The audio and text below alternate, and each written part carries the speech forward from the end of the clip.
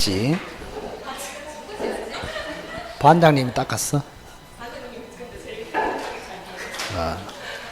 아니 깨끗하게 닦은 게 아니고 요거를 딱 남겨두기 눈치가 참 빠르다. 공부가 상당 수준으로 돼 있다는 거에 반증이 된다, 그죠? 합격은 당연하고 고득점 받지. 자, 18페이지 이중매매 거를 한 번 더 훈련하겠습니다. 이중매매. 자, 올해는 출제가 되면 조금 어렵다고 했습니다.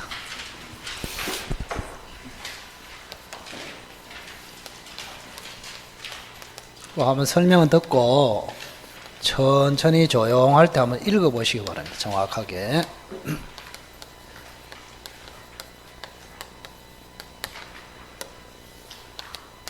자, 을이 중도금을 지급했다. 중도금까지 지급하거나 잔금을 지급하면은 갑은 계약금 해제가 안 됩니다. 안 된다. 자, 을 앞으로 등기를 안 했습니다. 그러면 을은 소유권 이전의 채권자. 갑은 소유권 이전해야 할 채무자. 이렇게. 을이 잔금을 구하는 동안에 갑이 배신했습니다. 병한테 팔아가지고 병 앞으로 등기를 했습니다. 자, 결론적으로 을이라는 사람이 먼저 매매했는데 병한테 뺏겼단 말이야. 그래서 을이 조금 억울해 보입니다. 이분을 어떻게 하면은 구제를 할 것이냐. 자, 하나는 돈으로 배상을 받고 하나는 소유권을 찾아오고 이 두 가지 방법이 있다. 이중매매에 달려 있습니다. 이중매매는 요거 아닙니까?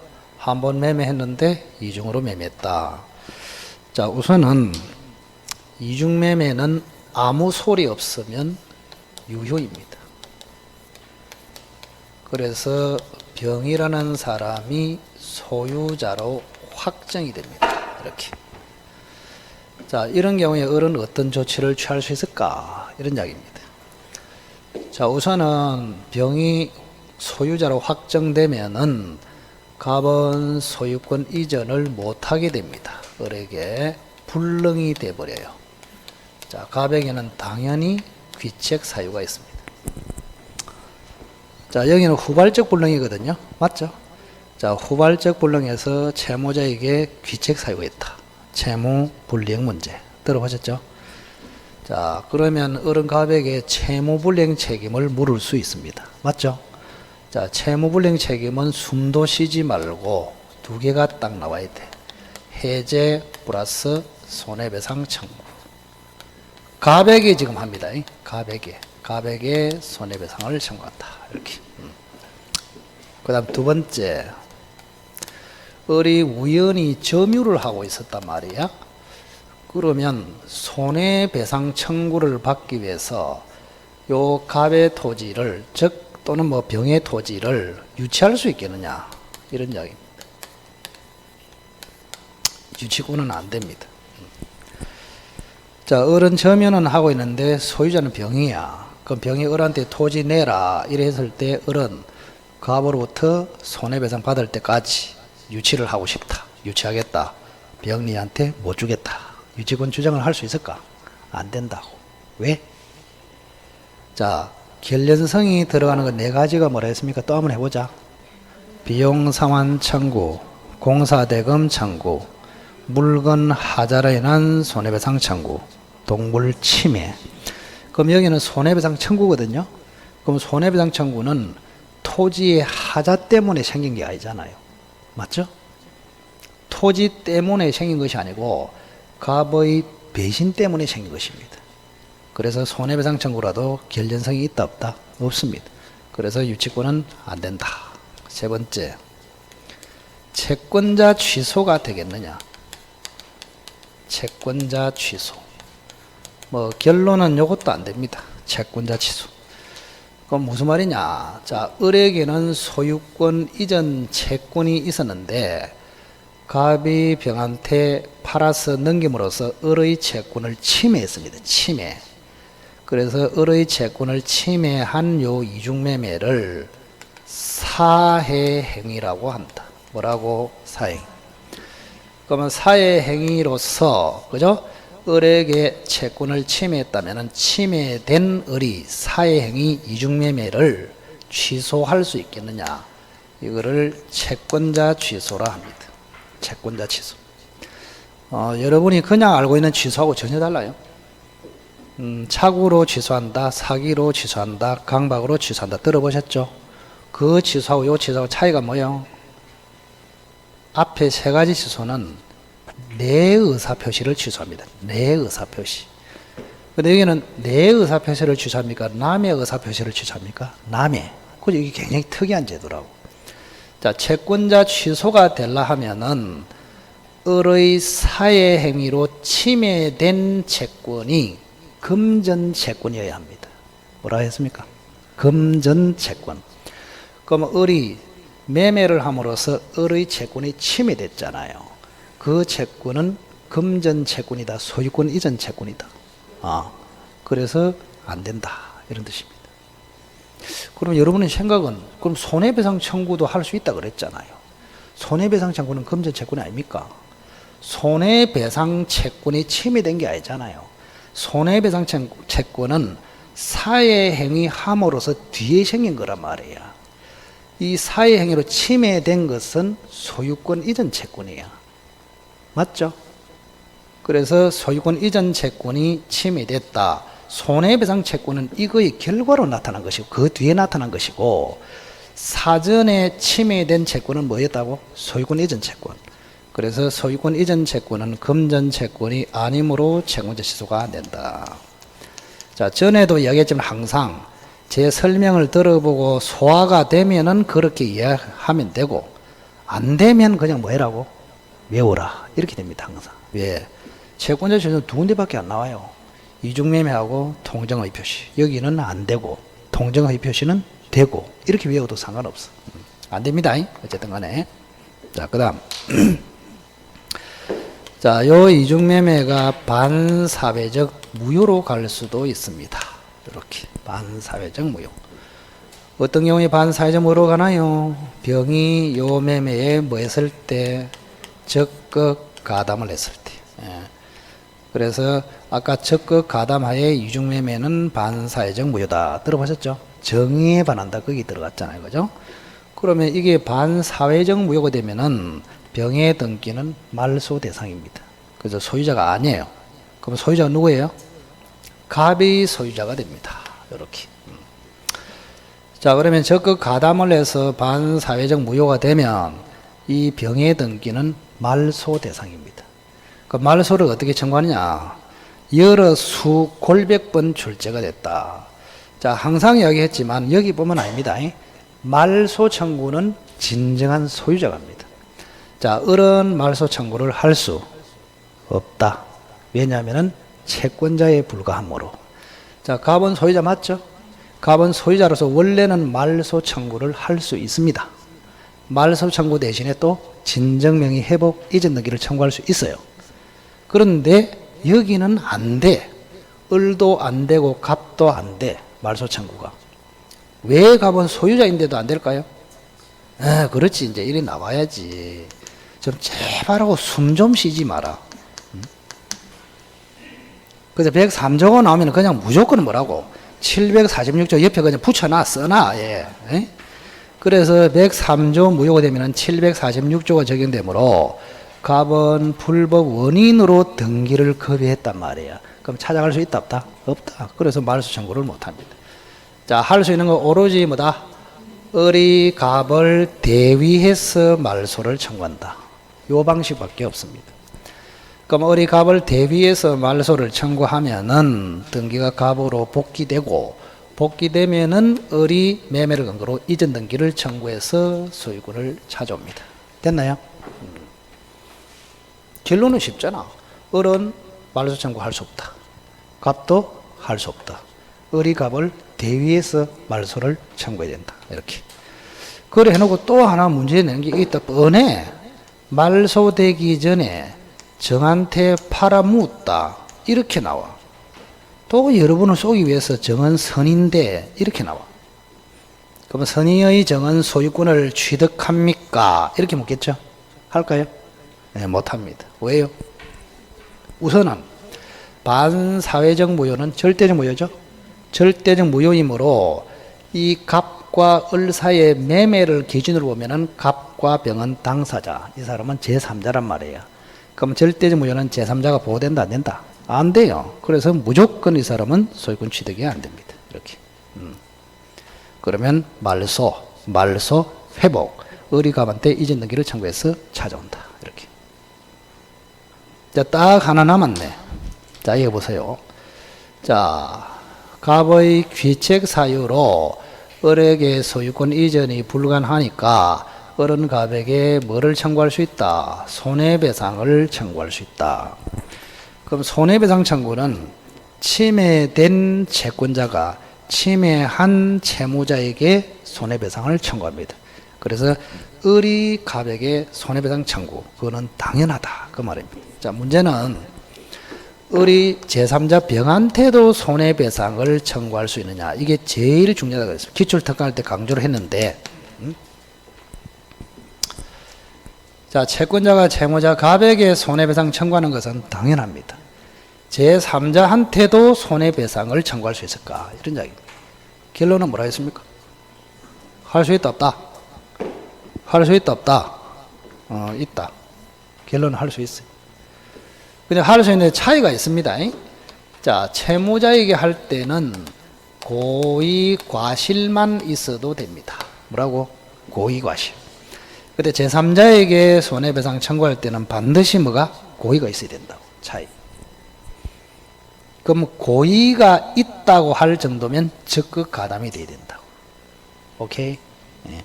그러면 병이 적극 가담했다는 말이 나오면 을은 갑에게도 손해배상 청구, 병한테도 손해배상 청구. 그럼 적극 가담이 없다면 갑에게는 배상 청구, 병한테는 배상 청구를 못한다. 됐습니까? 그거 말고는 뭐 할 것도 없어. 자, 앞으로 불공정을 한번 보겠습니다. 104조. 자, 104조도 포인트를 한번 찍어 봅시다. 자, 갑이 10억짜리 토지를 을에게 지금 1억으로 매매를 합니다. 그래서 10억짜리가 이렇게 넘어오고 1억이 갑 앞으로 넘어갔습니다.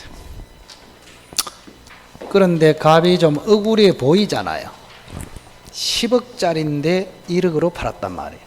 근데 실제 판례는 이 갑이 할배야, 할배. 할배라고 해서 요즘은 뭐 이상한 사람이 아니잖아요. 그죠? 좀 이따 설명을 하겠지만, 그럼 이게 불공정 무효라고 누가 주장합니까? 갑하고 을 중에서 누가 주장해요? 할배가 주장하지. 무효가 돼야 10억짜리 찾아올 거 아닙니까? 그죠? 자, 그래서 할배가 주장을 합니다. 할배가 주장하기 때문에 불공정 요건도 입증해야 돼. 그럼 불공정 요건은 세 가지입니다. 그죠? 할배의 요건은 뭐다? 궁박 또는 뭐요? 경솔 또는 뭘까? 무경험. 요 세 가지가 됩니다. 세 가지 중에 하나만 있어야 됩니다. 자, 그러면 을은 뭘 할까요? 을은 뭐를 갖출까? 악의. 피해자의 상황을 알고 플러스 고의가 있어야 됩니다. 이렇게. 자, 악이라는 말은 그냥 저 상황을 알면서 이런 뜻이고, 요거는 저 상황을 이용하려는 의사를 가지고 그런 뜻입니다. 그리고 중간에는 급부와 반대급부 사이가 현저히 불균형. 그래서 불공정 무효는 세 가지 요건이 필요하다. 피해자 요건, 가해자 요건, 객관적인 요건, 요 세 가지. 자, 그러면 갑은 할배는 피해자가 될 것이고 을은 가해자가 될 것이다. 이런 이야기입니다. 자, 어디에 불법이 있습니까? 불법이 있는 사람. 가해자한테 불법이 있지. 그죠? 자, 아까 이것이 반사회적이란데. 104조. 빨리 좀 이야기해라 이런 거 보면은 자꾸 이렇게 눈치 보고 저기 응? 이리 사지 말고 백사조. 자, 불공정 무효가 되면 한쪽에만 불법이 있다 그랬죠. 가해자에게는 있고 피해자에게는 없고. 그럼 갑은 불법 원인으로 거비한 것이 아니잖아요. 그러니까 토지 반환 청구를 할 수 있죠. 근데 을은 불법 원인 거비를 했잖아. 그러니 1억 반환을 청구할 수 있다 없다? 없습니다. 없어. 자, 그러면 피해자가 갖춰야 할 요건, 가해자가 갖춰야 할 사소한 거는 지금 빼겠습니다. 그거 할 시간이 없다. 자, 요 경험이 없다. 요게 판례가 하나 있습니다. 경험이 없다는 말은 특정 사건에서 경험이 없다 그 말이 아니고 거래 일반에서 경험이 없다 그런 뜻입니다. 자, 그 사건에 경험이 없다 그런 뜻이 아니고 인생 전반에 별 거래 경험이 없다 그런. 그러니까 축구다 그런 뜻입니다. 무경험이다 그런 뜻이고. 자, 그럼 여기서 잘 보세요. 자, 불법 원인 급여 746조가 적용이 되는데 여기는 단서가 적용이 된다고. 자, 103조는 본문이 적용, 104조는 단서가 적용. 그럼 단서는 한쪽에만 불법이 있다. 그럼 을은 불법 원인으로 1억을 급여했으니까 반환 청구를 못한다. 갑은 불법이 없으니까 반환 청구를 할 수 있다. 그럼 그런 원리에서 병한테 다시 넘어가서 이제 저거하고 비교를 해야 된다 그 말입니다. 제3자가 됐어 이 사람이. 자, 제3자가 되면은 무조건 선의 악의로 나눠야 합니다. 이렇게. 그러면 이 사람이 소유권을 취득할 수 있을까요? 자, 갑과 을 사이의 매매가 불공정 무효야. 근데 이 사람이 소유권 취득이 가능하냐? 이런 이야기입니다. 자, 그때는 을을 봐야 된다 그랬죠. 자, 을이 권리자 같으면 무조건 취득. 무권리자 같으면 제3자 보호 규정이 있다면 취득, 없다면 불취득. 이래 된단 말이에요. 자, 그러면 여기 한번 봅시다. 지금 을에게는 불법이 있고 갑에게는 불법이 없다 그랬죠. 그럼 갑은 을에게 반환 청구를 할 수 있죠. 그럼 반환 청구를 할 수 있기 때문에 을이라는 사람은 권리자입니까? 무권리자입니까? 무권리자가 되어버린다고. 이렇게. 그럼 권리 없는 자로부터 넘겨받으면 제3자 보호 규정이 있느냐를 봐야 돼. 자, 불공정 무효는 절대적 무효 맞죠? 제3자 보호 규정이 있다 없다? 없어. 그래서 무조건 취득을 못합니다. 이렇게. 따라서 병은 갑에게 돌려줘야 됩니다. 갑은 찾아올 수 있다. 자, 여기하고 정반대라는 것을 알 수가 있다. 그죠? 첩계약 사건하고 불공정 사건하고는 정반대라고. 그걸 느껴야 된다고. 자, 여기 보실까요? 여기는 양쪽에 불법이 있었죠. 맞죠? 그 갑도 불법 원인으로 아파트를 급여했으므로 반환 청구를 할 수 없다. 그러니 을이 권리자다. 권리자로부터 넘겨받았으니 선악을 불문하고 무조건 취득한다. 자, 여기는 어떻습니까? 자, 갑에게 불법이 있나요, 없나요? 없죠? 불법 원인 급여를 한 것이 아니잖아요. 그죠? 그래서 갑은 을에게 반환 청구를 할 수 있다. 그러니 을은 권리자다, 무권리자다. 무권리자. 권리 없는 자로부터 넘겨받았다. 제3자 보호 규정이 있으면 취득, 없으면 불취득.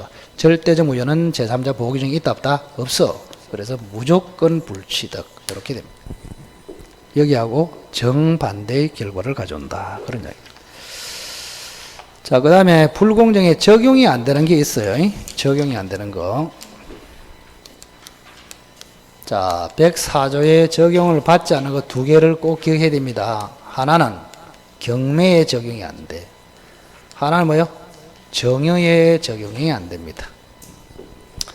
경매는 법률 규정이라서 적용이 안 되고 정여는 적용이 되면 모든 정여가 불공정으로 가기 때문에 적용이 안 됩니다.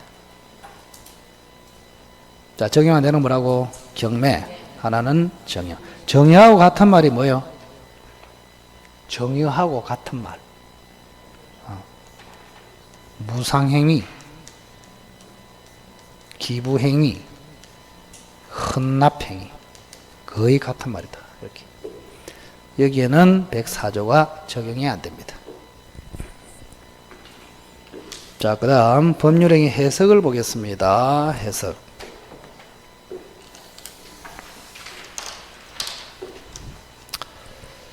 자, 우선은 여기 한번 봅시다.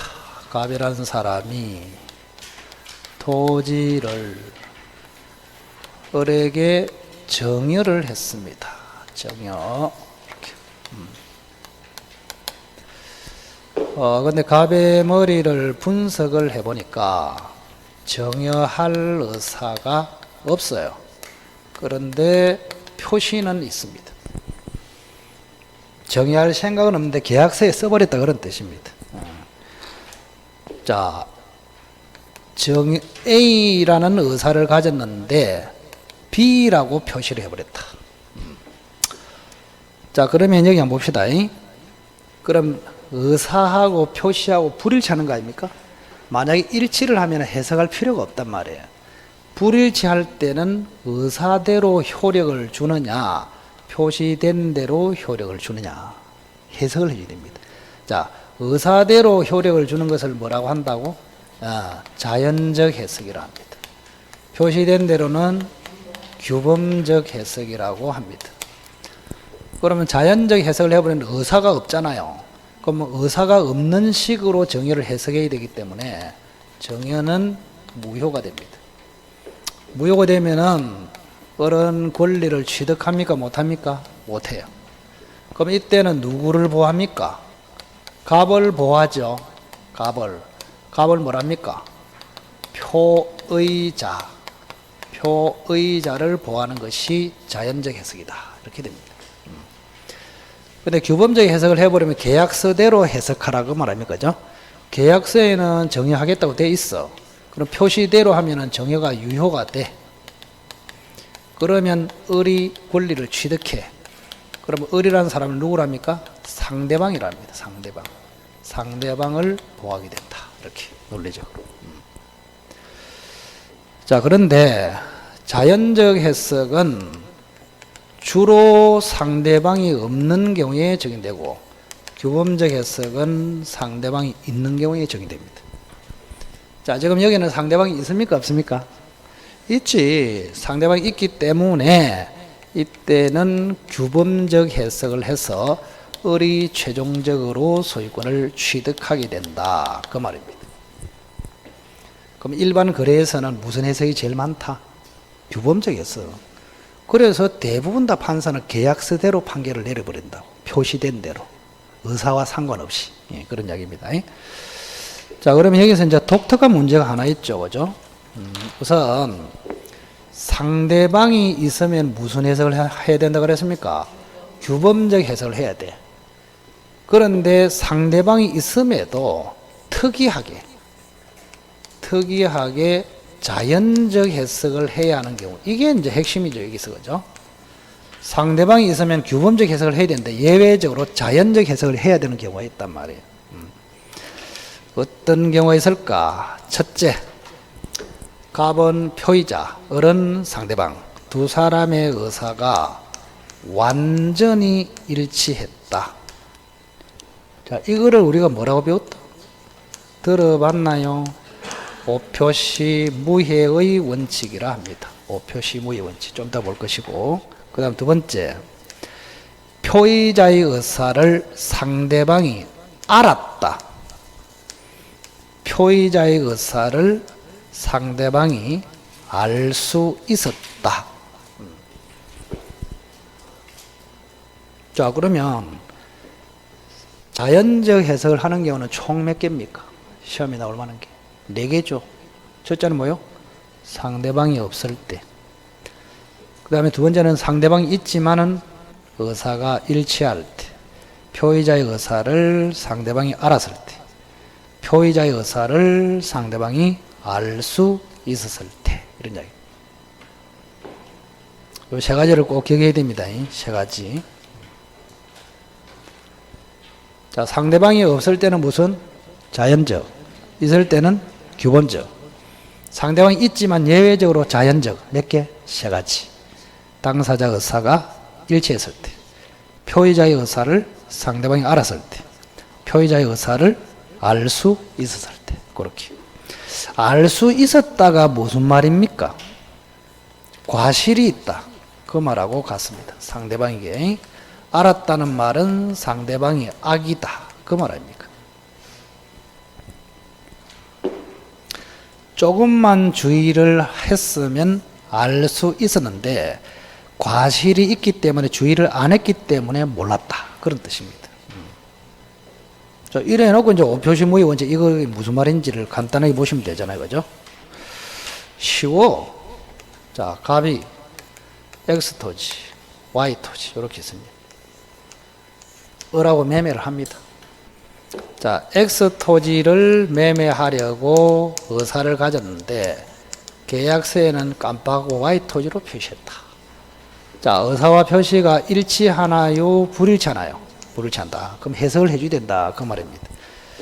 근데 을 앞으로 뭐가 등기됐을까요? Y가 등기됐겠죠? 왜냐하면은 등기관은 계약서를 보고 등기를 한단 말이에요. 자, 그럼 여기 잘 보세요. 지금 상대방이 있기 때문에 원래는 규범적 해석을 해야 되잖아요. 자, 규범적 해석을 하면은 표시된 대로 효력을 주라 이래 돼 있잖아요. 그럼 규범적 해석을 그대로 해버리면 계약서대로 Y 토지의 매매가 성립이 됩니다. X 토지에 성립이 안 되고. 그럼 갑과 을의 의사와 일치합니까? 전혀 반대입니까? 전혀 반대지. 그래서 학자들이 생각해 보니까 상대방이 있으니까 이론대로 표시된 대로 규범적 해석을 해야지. 그 Y 토지의 매매가 성립돼야지. 이래 되니까 갑하고 을은 X 토지를 매매하기로 의사가 일치됐는데 규범적 해석을 하니까 전혀 엉뚱한 Y 토지의 매매가 성립된단 말이에요. 그래서 이상하다. 이래 된 것입니다.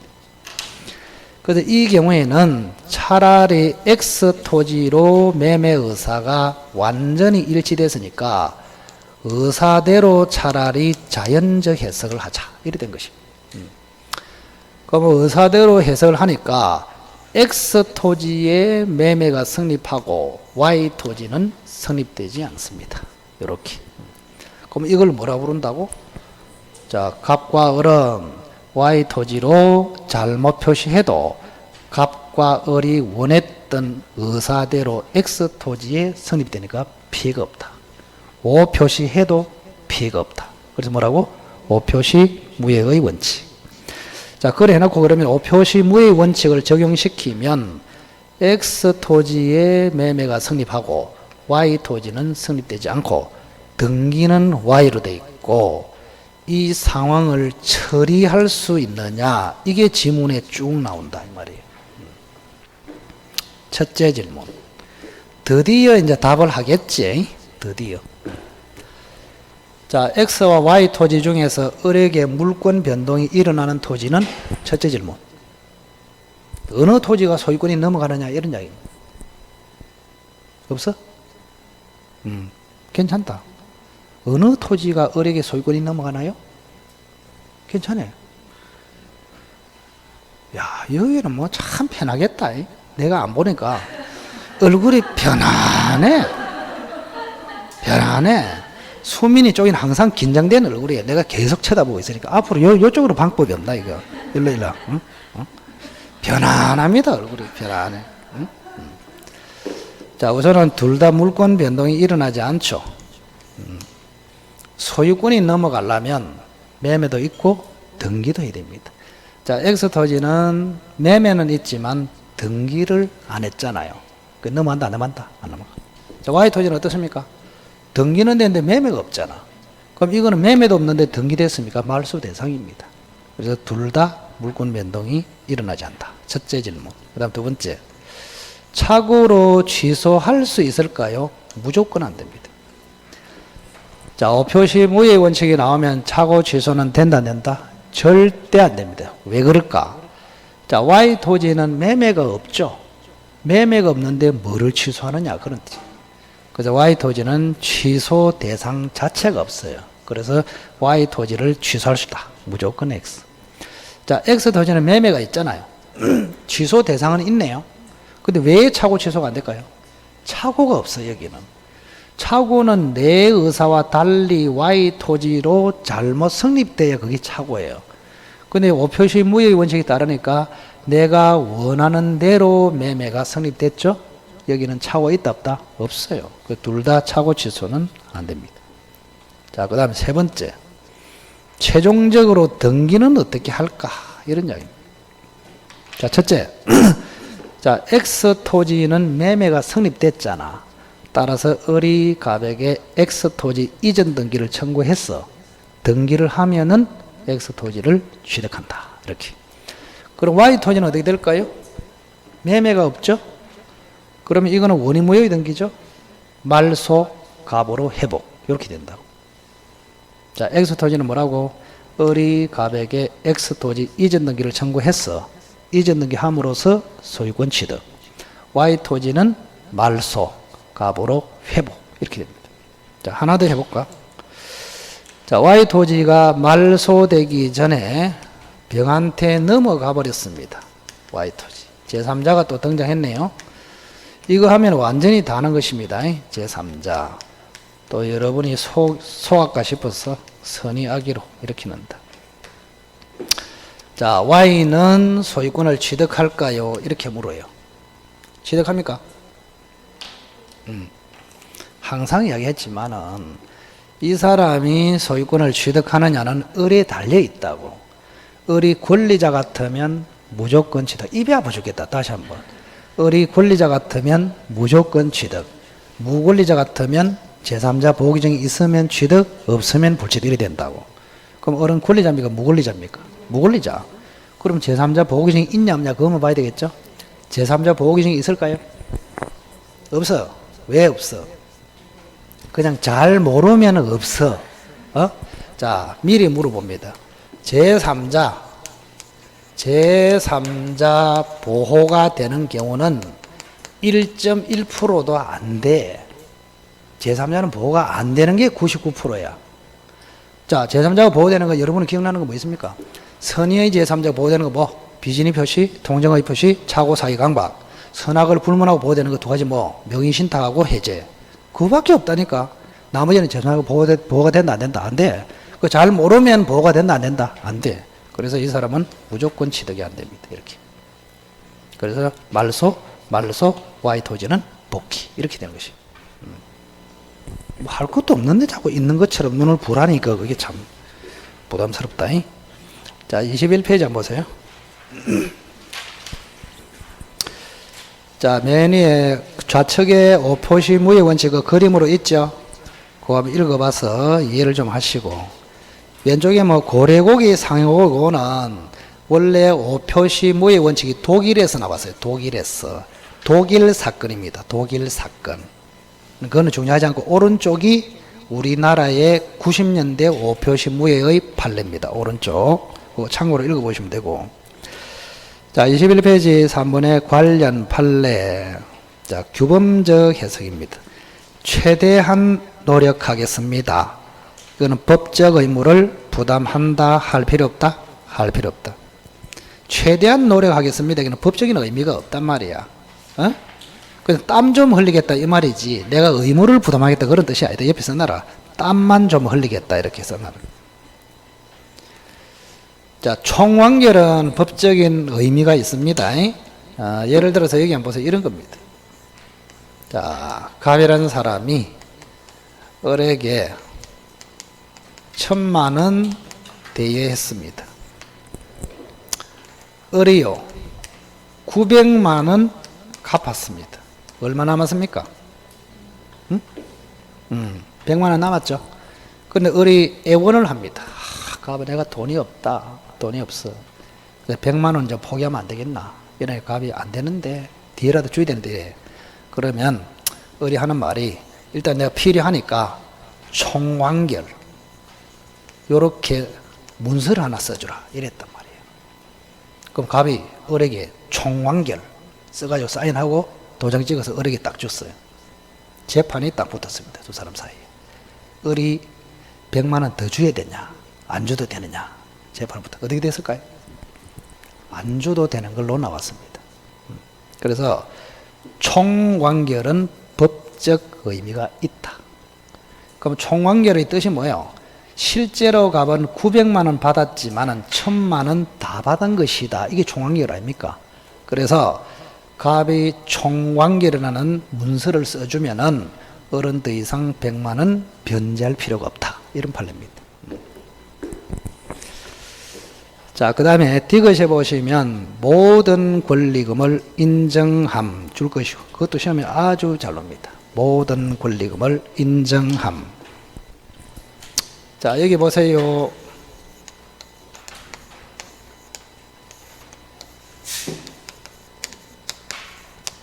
금방 그 기침 소리입니까?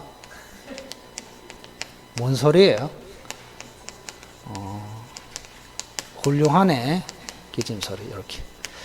자, 임대차 계약을 하면서 뭐라고 썼느냐? 특약으로 모든 권리금을 인정하겠다. 이렇게 써놨단 말이에요. 자, 이것 때문에, 자, 을이 권리금을 갑에게 줘야 되느냐, 안 줘도 되느냐, 이게 재판이 딱 붙었단 말이에요. 두 사람이. 근데 특약을 보니까 을이 갑에게 모든 권리금을 인정함, 이래 써놨단 말이에요. 그 첫째 질문. 갑이 을에게 권리금을 받을 수 있을까요? 또는 이미 권리금을 줬다 칩시다. 권리금, 자, 줬습니다. 권리금을 지급했어. 그러면 요 특약, 모든 권리금을 인정하겠다고 갑이 특약을 써줬단 말이야. 그럼 갑은 을에게 권리금 줘야 됩니까? 그렇게 해석되냐 그랬듯이 한번 읽어보세요. 뭐라 되어 있는 거.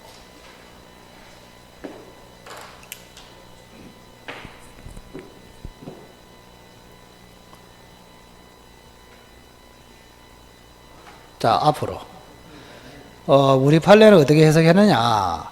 모든 권리금을 인정하겠다. 그 말은 내가 니한테 권리금을 돌려주겠다 이런 뜻이 아니고, 을이 제3자한테 장사를 넘기고 권리금 받는 것을 허용하겠다 이런 뜻으로 해석해 줍니다.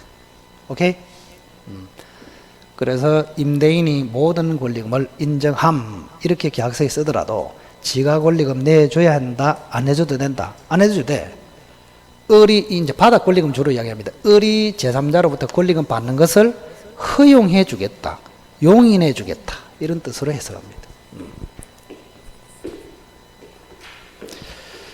자, 리얼은 체크만 우선 해놓으세요. 체크만 해놓으시기 바랍니다. 리얼. 자, 뒤로 넘어갑시다. 22페이지 의사표시. 자, 우선은 여기는 뭐가 필요할까?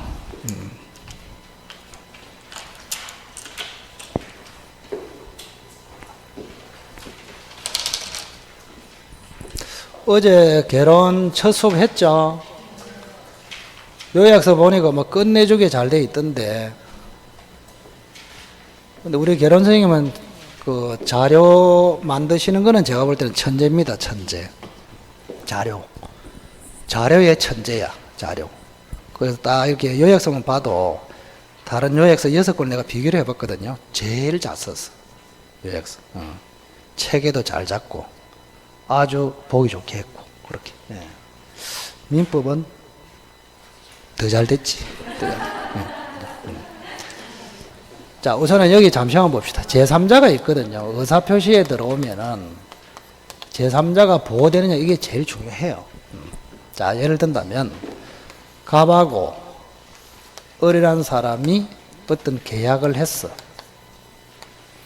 을은 병한테 또 넘겼어. 요거를 제3자라고 하자 이런 이야기입니다. 그러면 제3자는 선의 악의로 무조건 나눠놔야 돼. 자, 그럼 첫째, 이 계약이 107조 무효야, 108조 무효야, 109조, 110조 취소야, 이리 돼 있어. 한번 읽어봐요. 에이, 나는 107조 써도 여러분은 말을 해야지. 내하고 똑같이 놀라고. 나는 입이 아파서 그냥 107조 이래 하잖아. 그럼 여러분은 정상적으로 읽어줘야지. 뭐라고? 비진의 표시 무효, 통정의 표시 무효, 착오, 사기, 강박, 취소 전부 선의의 제3자에게 뭐 할 수 없다고? 대항할 수 없다고. 이거를 뭐라 한다고? 선의의 제3자 보호 규정이라 한다고. 이렇게. 우리가 배우고자 하는 의사표시에는 전부 다 선의의 제3자가 보호되는 상대적 무효입니다. 상대적. 그럼 이걸 뭐라 한다고? 이걸 제3자가 보호되고 있죠? 이거를 상대적 무효, 상대적 취소라고 한단 말이에요. 상대적 무효, 상대적 취소. 제3자가 보호된다. 자, 제3자가 전혀 보호가 안 된다. 그걸 뭐라고? 절대적 무효, 절대적 취소. 절대적 무효는 뭐가 있다? 천지다. 상대적 무효는 저 두 개밖에 없잖아요. 맞죠? 저거 빼고는 전부 다 절대적 무효야. 뭐가 있다고? 절대면 그래도 몇 개라도 알고 있어야지. 천지인데. 103조, 104조, 그 다음에 강행규정 위반, 의사 무능력, 이런 게 있단 말이에요. 절대적 무효. 에? 천지다. 자, 그런데 이런 게 있습니다. 여기 보세요. 자, 아까 했습니다. 추가적으로. 명의신탁. 명의신탁 무효.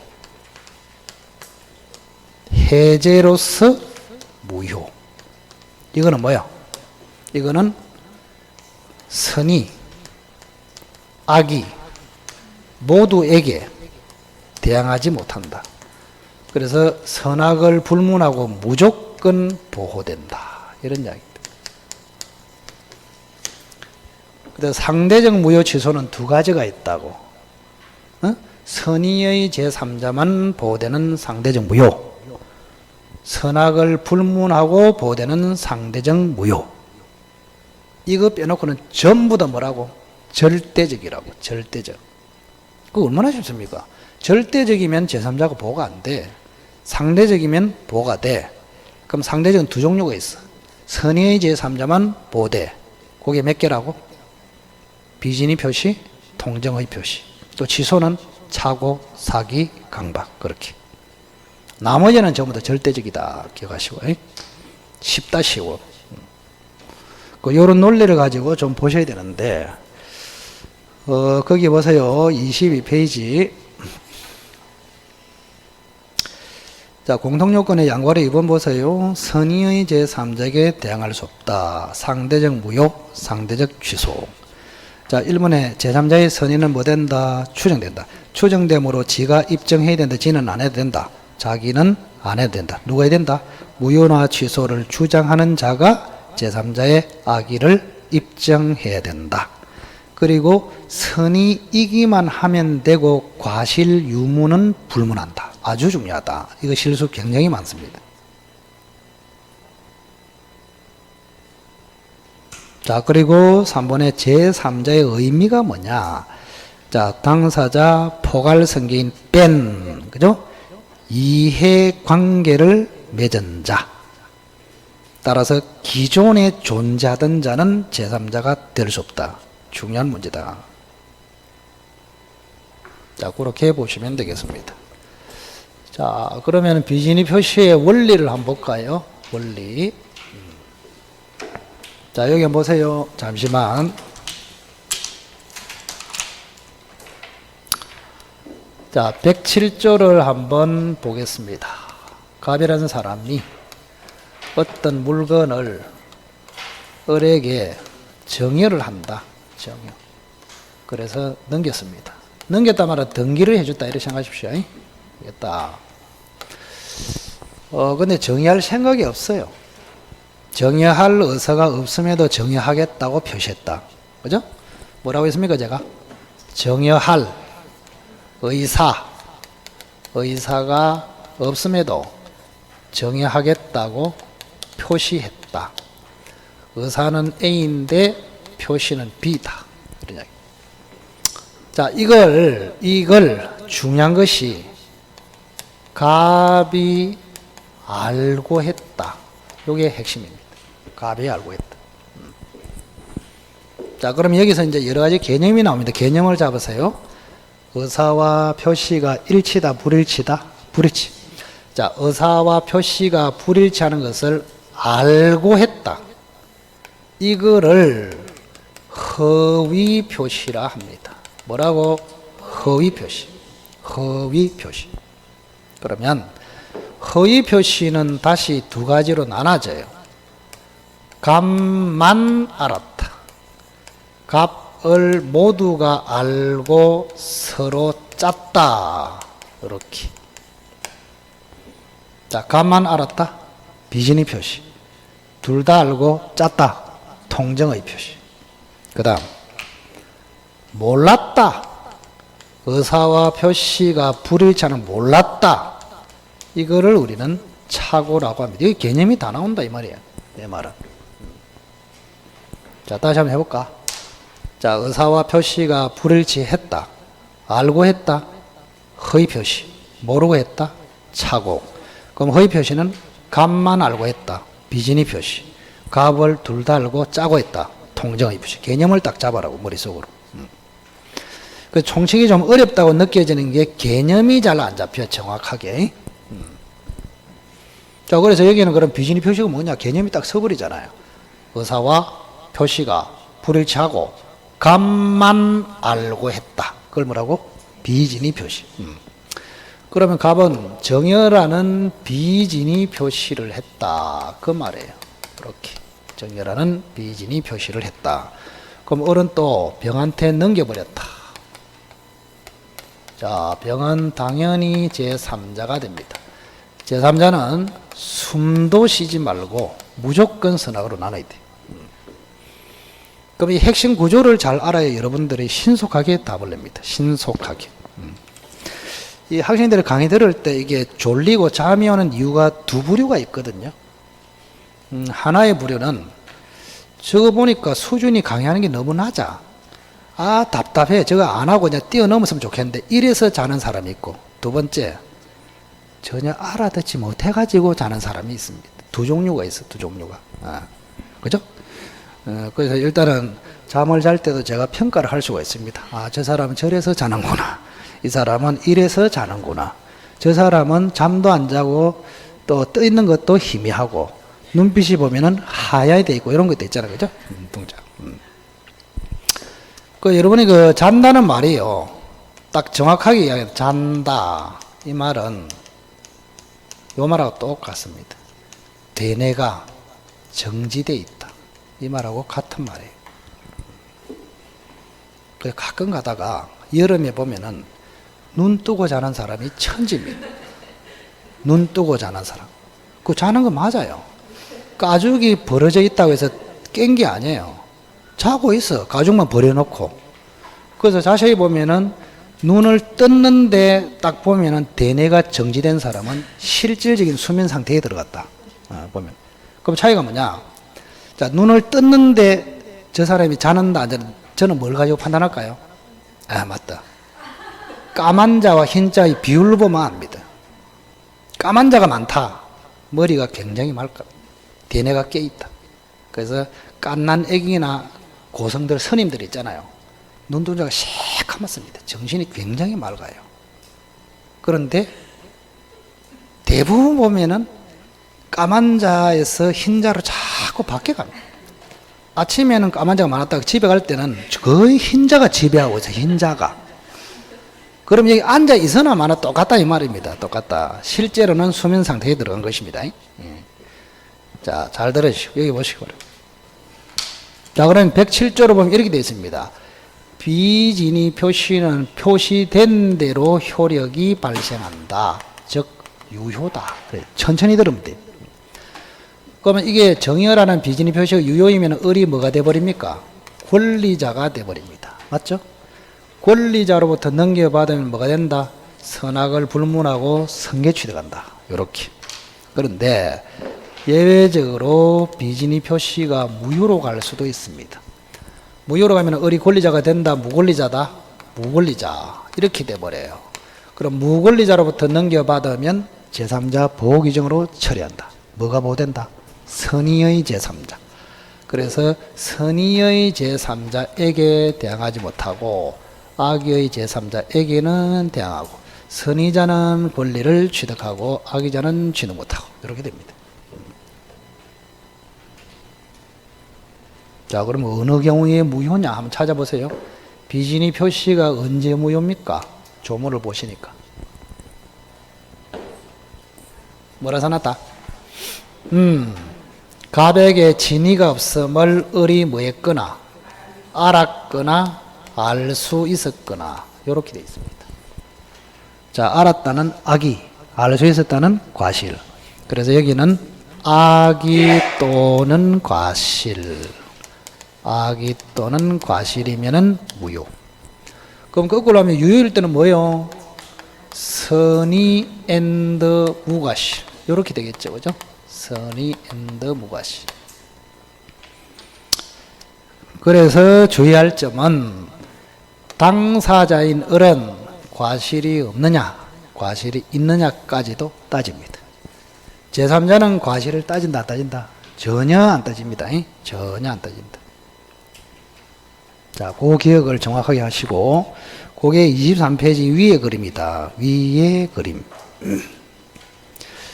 자, 그리고 여기 이제 특이한 문제가 하나 있네. 여기 보세요. 자, 지금 무효라고 주장하는 사람이 갑이다, 을이다? 갑이지. 맞죠? 무효가 돼야 토지를 찾아올 거 아닙니까? 항상 유리한 쪽으로 주장한단 말이에요. 그러면 무효를 갑이 주장하기 때문에 무효 요건인 을의 악의 또는 과실은 누가 입증한다고? 갑이 입증한다. 당연히 이렇게 따라오는 것이다. 갑이 입증. 자, 그래서 밑에 그림 해설을 이번에 보세요. 을이 악의 또는 과실이 있으면 갑과 을 간의 정의는 무효이므로 을은 소유권을 취득하지 못하고 병이 선이면 취득하고 악이면 취득할 수 없다. 이때 자, 을의 악의 또는 과실은 누가 입증한다? 무효 주장자인 갑이 입증한다. 이것도 지문에 굉장히 잘 나온다고. 됐습니까? 그렇게. 그 다음 밑에는 그 사직서 제출이 있거든요. 그 유명한 판례가 있어요. 사직서 제출. 사직서 제출. 저건 무슨 말이냐? 자, 사직할 의사가 없으면서도 사직서를 제출했다. 비진이 표시 맞죠? 그 현실적으로 제일 많이 일어나는 게 이거예요. 사직할 의사가 없으면서도 사직서를 제출했다. 비진이 표시. 이거를 어떻게 처리할 것이냐. 그 판례가, 유명한 판례가 있습니다. 자, 좀 이따가 볼 것이고, 뒤에 있는 게 보세요. 24페이지. 자, 그림 해설해 보세요. 1번에는 사립대학교 조교수 사건, 동그라미 2번은 근로자 사건, 3번은 공무원 사건. 세 가지가 있어요. 유명한 판례. 조교수 사건, 근로자 사건, 공무원 사건. 다른 거는 몰라도 이 세 개는 정확하게 알고 있어야 된다. 되겠습니까? 그래서 정확하게 알기 위해서 조금 쉬어야 되겠다, 그죠? 쉬었다가. 자, 모조리 다 지워주세요. 쉬는 시간에 창문 좀 여세요. 보니까 수면벌레가 막 떠다니고 있네, 지금 수면벌레가.